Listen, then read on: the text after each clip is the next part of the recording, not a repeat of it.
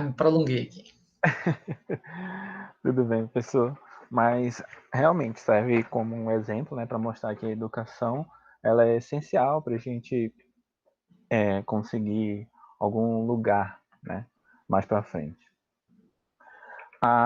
Agora, entrando realmente no assunto, né, que a gente vai tratar aqui, que é ciência, tecnologia, sociedade e meio ambiente, eu lhe pergunto, o que realmente é, né, esse movimento e qual é a relação das questões ambientais com ciência, tecnologia e sociedade? Então, Jean, para falar do movimento CTSA, né, Uhum. que você descreveu aí, é, é importante a gente falar antes do movimento CTS, que foi o que veio primeiro. Sim.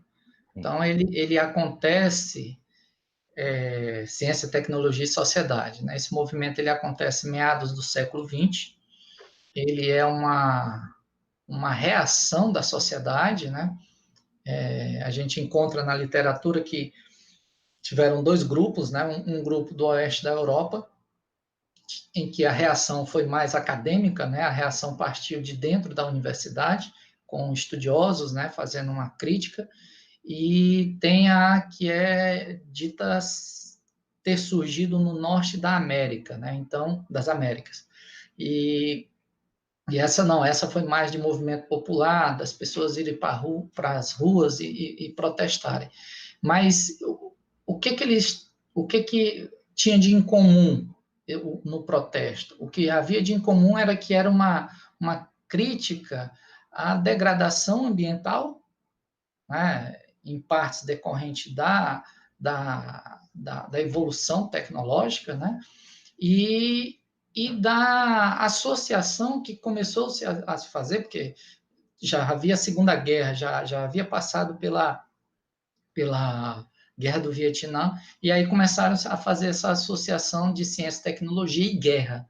Né? Então, começou-se a haver uma crítica à gestão tecnocrática das ciências e tecnologias.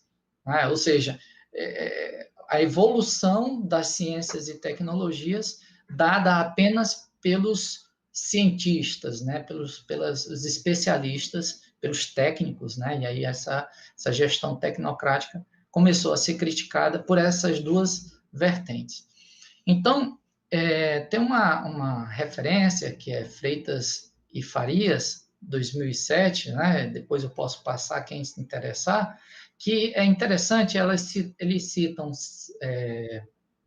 uma outra referência, né, que é Cerezo, e ele diz o seguinte: o objetivo da educação CTS é abarcar as duas célebres culturas humanística e científico-tecnológica, né, separadas pela tradição histórica. Então, assim, qual era a ideia do movimento, então? A ideia do movimento era tornar a ciência e tecnologia mais próxima das ciências humanísticas, né? Ou seja, era ajudar nas decisões, nos rumos que a ciência e tecnologia passariam a tomar dali em diante.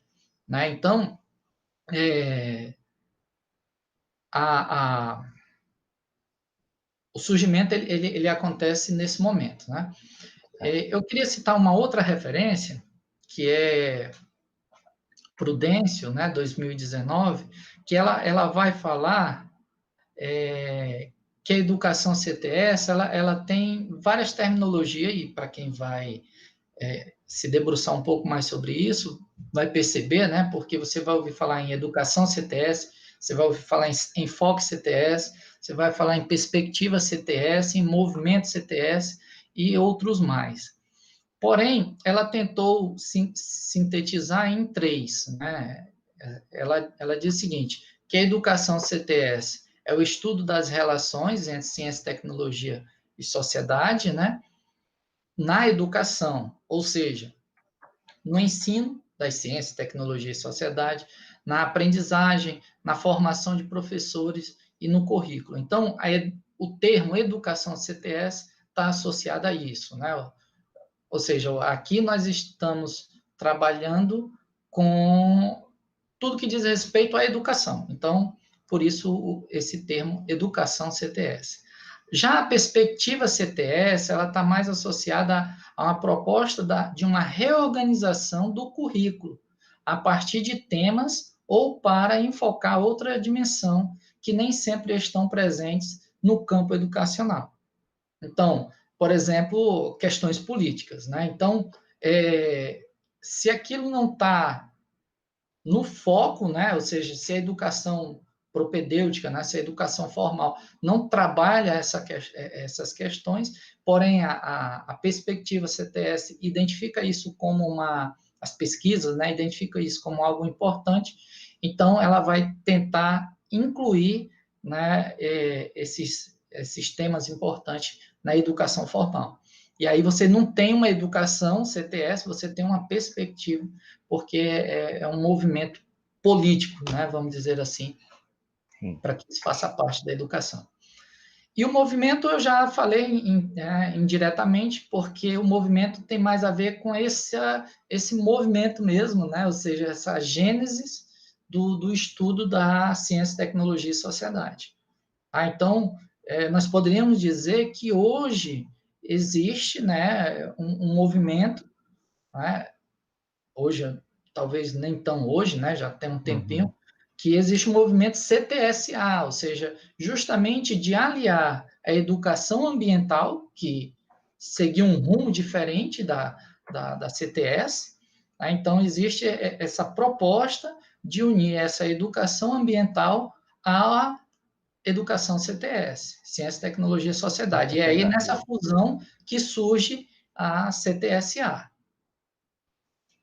Agora, só para dar um pouco mais de ênfase, né, qual a relação dessas questões com o ambiente, eu vou citar um exemplo que é em relação às questões energéticas. Então, se a gente olhar para a matriz energética mundial, e esses dados estão um pouco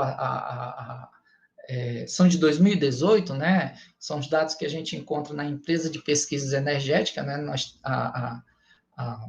O Ministério de Minas e Energia possui uma empresa só para tratar disso, né? Das pesquisas energéticas. E lá a gente encontra que o petróleo e derivados ainda são responsáveis por 31,9% de toda a energia mundial, né? O carvão vem em segundo, com 27,1%, e o gás natural logo ali próximo, em terceiro, com 22,1%. Isso é um cenário mundial.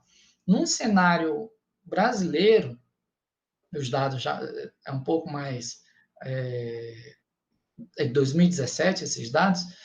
No cenário brasileiro, nós temos o petróleo um pouco além da média mundial, né? No mundo, 31,9%, e aqui no Brasil, 36,4% da energia, das matrizes energéticas, né, são geradas por petróleo e derivados.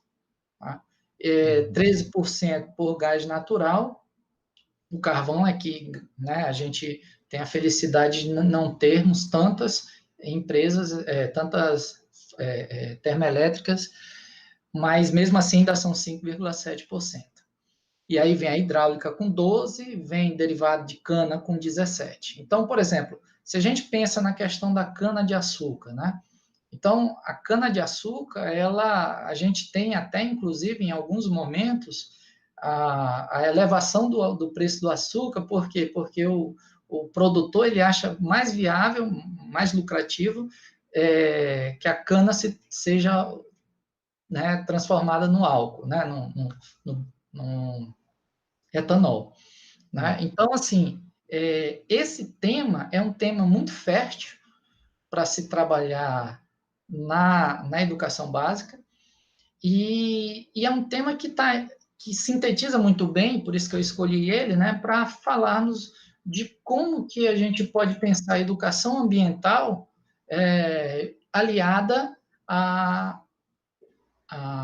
educação CTS. Agora, por quê? Né? Por que não, mas a educação ambiental já tem uma caminhada e tal. Porém, o que a gente encontra na literatura é que a educação ambiental, ao contrário da educação CTS, ela seguiu um rumo que sofreu muita influência política. Então, tem muito esse cunho político na educação ambiental, muito forte. Uhum. E a CTS, não, a CTS já carece um pouco dessa questão, né? Na verdade, a ciência e tecnologia precisou, né, desse aporte aí da sociedade, né? Esse movimento social, para que, né, a gente pudesse ter uma ciência e tecnologia, mas não desprendida, né, das outras ciências humanas, né, sociais. Sim. Então, a proposta é essa, a unir a educação ambiental, que tem mais esse viés político, com a educação, ciência, tecnologia e sociedade, e aí surge a CTSA.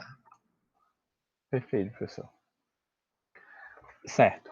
Agora, levando em consideração os avanços tecnológicos, né, que muitas vezes conflitam, né, com os interesses ambientais, enquanto ocorre uma corrida para o desenvolvimento tecnológico, o meio ambiente em si, ele vai sofrer danos com essa corrida tecnológica? Com esse avanço tecnológico? Né? Olha, isso é o retrato, né? É o que a história está aí nos mostrando. Né? Certo. É que, devido a esse avanço desenfreado, a gente acabou nos encontrando numa situação em que a gente precisa urgentemente tratar de temas como mudanças climáticas. Né? Então, hoje a gente precisa falar seriamente sobre esse tema, mudanças climáticas, justamente porque existe, isso, há um consenso entre a comunidade científica, né, porque as pessoas tentam muito, né, deturpar, né, de que esses processos naturais, eles aconteciam antes, né, do surgimento do homem, antes do homem começar a interferir na natureza, então eles sempre houveram. Porém, a ciência hoje, existe um consenso na comunidade de que o homem está, sim, acelerando o processo. Né? O homem Uhum. tem, devido à emissão de gases, por exemplo, isso tem contribuído para o aquecimento global, e esse aquecimento, ele pode, a qualquer momento, trazer danos irreparáveis. Ou seja, não é aquele tipo de dano em que você vai lá e corrige e tal. Não, são danos irreparáveis. Na física, né, e aí foi um pouco do que eu estudei na minha pós-graduação, na física tem uma coisa chamada ponto crítico. É um ponto onde você tem uma transformação, uma transição de fase, que é o termo que nós usamos, que é usado. Então, existe essa transição de fase. Então, existe alertas muito grande aqui no Brasil. A gente tem a felicidade de ter o professor Carlos Nobre, que tem alertado demais, ele tem feito um trabalho de divulgação muito grande nesse sentido, de tentar sensibilizar as pessoas de que a gente precisa tomar medidas contra o aquecimento global. É só o aquecimento? Não. Tem outras questões que também podem influenciar nessas mudanças climáticas. Né? Não é apenas ele, porém, ele é um dos que são mais graves, né? É um dos que podem trazer danos terríveis. Sim. E tendo isso em vista, a gente pode se perguntar, né, se é possível ter o avanço tecnológico sem que haja essa devastação ambiental. Tem como? Pois é, Diogo, é interessante essa pergunta, porque isso é o que a gente quer, né? A gente quer Sim. poder continuar tendo um avanço, né? Isso nos encanta, né? Eu tenho um pouquinho mais de idade, por exemplo, do que você, eu vi a TV a válvula, né? Então, eu tive a felicidade de ver meu pai mexendo, né, lá com TVs que eram a válvula. E hoje, poxa, e essa TV a válvula é bom que eu diga que era uma peça, né, zinha mais ou menos nesse tamanho, na verdade dependia, né, da função da válvula, né, onde que ela estava ali no circuito elétrico, porém eram peças gigantes e aqueciam, elas acendiam, né, e aquecia, e as TVs eram gigantescas, então assim, era uma outra realidade, e eu vi essa realidade, e hoje, ver o que nós temos hoje, né, celular que faz tantas coisas, então isso, a gente quer que isso continue, né, a gente quer poder ter os carros elétricos aí da das indústrias, né, da Faraday e outras Isso. Tesla, desculpa, e outras que possam concorrer com ele, né, tirar essa hegemonia dele e termos carros elétricos aí para a gente não precisar mais se preocupar com o efeito estufa. Mas a questão é que a gente precisa reaprender, eu acho, que algumas questões humanas, né? A gente entra aqui, a gente precisa entrar em algumas questões humanas.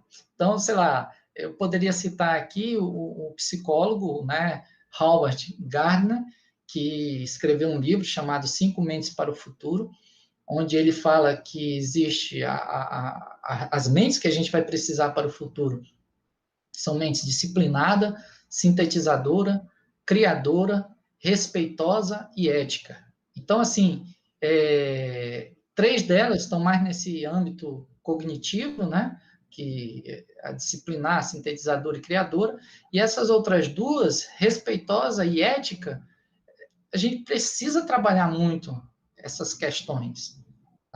Então, por exemplo, nós estamos agora vivendo um momento de pandemia e nesse momento de pandemia as pessoas estão simplesmente sendo desrespeitosas com a vida, né? Com a própria vida, né? Eu acho que não precisa nem dizer muito mais além disso, né? Então, o Uhum. desrespeito ele já existia, é óbvio, porque dezenas de milhares de pessoas morrem todo ano no Brasil decorrente da violência, dezenas de milhares de pessoas morrem anualmente no Brasil decorrente da imprudência no trânsito, e isso não é mais manchete, né? Porém, a pandemia, eu acho que ela está nos sacudindo, né? Ela está tentando nos fazer despertar para o valor da vida, né? A vida ela é importante. Então, assim, essa sua pergunta ela envolve vários aspectos, né? Então, tem essa questão da ética, tem essa questão, né, do respeito, né, ao ser humano. Então, eu acho que isso são questões que a gente vai precisar se debruçar mais. E aí é interessante essa sua pergunta, porque ela encaixa perfeitamente na proposta Ciência, Tecnologia, Sociedade e Ambiente. Ela encaixa por quê? Porque a ideia é justamente discutirmos essas questões científicas e tecnológicas, mas agregadas a esse contexto social. Uhum. Tá?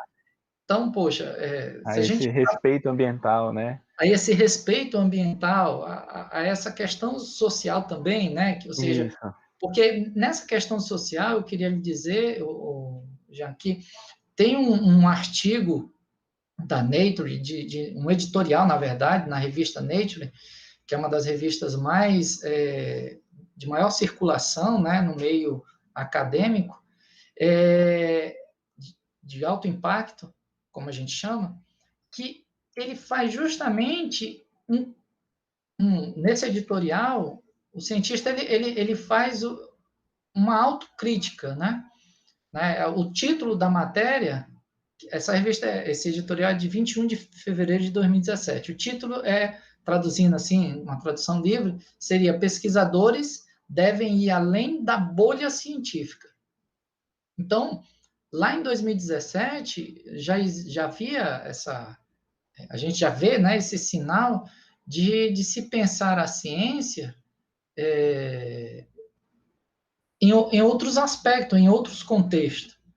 Tá? Então, por Sim. exemplo, o subtítulo diz assim: cientistas nos Estados Unidos e em outros lugares devem atender às necessidades e perspectivas de emprego dos contribuintes que viram que vieram pouco se beneficiar dos avanços científicos. Então, assim, isso é uma questão, né, assim, difícil para a gente refletir, porque, assim, tudo bem, a ciência evoluiu, mas essa evolução da ciência, ela não atinge a todos. Sim. Não são todos que se beneficiam dessa evolução. Tudo bem que para o cientista, para a ciência em si, ela não está muito preocupada com isso. Porém, a gente precisa debater essas questões, né, nessa perspectiva social e ambiental, justamente para que essa ciência que seja produzida, ela seja mais democrática. Ela possa também chegar a mais pessoas. Né? Ou seja, a gente não Uhum. precise ter em uma capital como Manaus poucos hospitais públicos, 2, 3, talvez, que tem um aparelho de ressonância magnética, né? E que a população precise, sei lá, ficar eternamente numa fila esperando para fazer uma ressonância magnética. Né? Então, isso foi um avanço científico, porém é um avanço que está restrito a um número pequeno, uma parcela apenas da sociedade. Tá? Então, Uhum. se a gente começa a pensar essas questões, a academia, a universidade, pode começar a produzir soluções para essas problemáticas. Tá? E eu Uhum. acho que essa é a proposta. Certo. Bom, o senhor comentou também sobre a pandemia, né? Então, pensando nesse cenário que a gente se encontra atualmente, né, de pandemia, como o senhor avalia a relação entre a ciência e a sociedade? Pois é, isso foi um pouco do que eu falei, né, sobre essa questão Isso. desse artigo, né, da Nature, e o que eu poderia dizer a mais é que a pandemia, eu acho que ela vem evidenciar, né, mostrar essa fragilidade. Isso, essa vulnerabilidade da sociedade. Exato, exato. Então, assim, eu acho que a pandemia ela acaba nos mostrando de forma mais, né, escancarada, assim, mais, né, dramática, inclusive, essa fragilidade que nós temos, porque é, é uma relação que eu diria que a proposta do movimento CTSA é justamente somar, né, nesse aspecto. Sim. Então, se a gente relembrar quando eu falei há pouco atrás, quando eu falei do surgimento do movimento CTS, lá no meados do século XX, né, motivados pelo uso da ciência e tecnologia para a produção de armamento nas guerras, ou motivado pelas questões ambientais já lá na época, mas então assim, isso a gente percebe que essa evolução ela acaba ganhando um contraindicativo, né, na medicação, né? Você tem lá um remédio que é para ajudar com uma coisa, porém tem Isso. as, não é contraindicação, reações adversas, né? Então você tem a ciência que nos tem ajudado demais, né? Eu acho que o mundo que nós vivemos hoje é um mundo, né, que talvez só o pessoal da ficção científica, né, que pôde visualizar isso lá atrás. Isso. Porém, tem essas outras injustiças. Acho que a palavra certa é essa. Né? Não Isso. é todo mundo que está usufruindo de todo esse avanço. E eu acho que Verdade. isso a gente pode discutir, a gente pode debater. E aí o E pode tentar CTSA, melhorar, né, professor? exato, para melhorar. Então, Jean, nesse sentido, eu acho que o CTSA, eu acho que ele acaba ajudando de vários aspectos, em vários sentidos, né? Acaba sendo uma ajuda em vários sentidos, porque o CTSA vai trabalhar com a sociedade. Ou seja, Uhum. a gente está falando em educação, ciência, tecnologia, sociedade e ambiente, e então isso é para ir para as escolas, é para ir para os espaços não formais, como os projetos de extensão que eu falei agora há pouco, né? Então, se a gente inovar, acho que essa seria uma palavra bem apropriada, se a gente investir, eu acho que a gente pode colher bons frutos. Eu acho que é um movimento promissor. Né? Se a gente pensar do ponto de vista movimento, daquela coisa que você precisa fazer política, eu estou fazendo um pouco de Uhum. política aqui, né? E Sim. foi algo que eu escolhi, né? Trabalhar agora, de fato, na educação, e na pesquisa em educação, é uma coisa que não estava ali naquele meu relato histórico, mas é algo que tem começado a fazer parte. E, para mim, eu acho que é algo que pode ajudar bastante a sociedade. Com certeza, professor. A educação em si é de suma importância, né? Porque só ela que vai Sim, conseguir fazer com que a gente mude, né? sim. Esse cenário que a gente se encontra.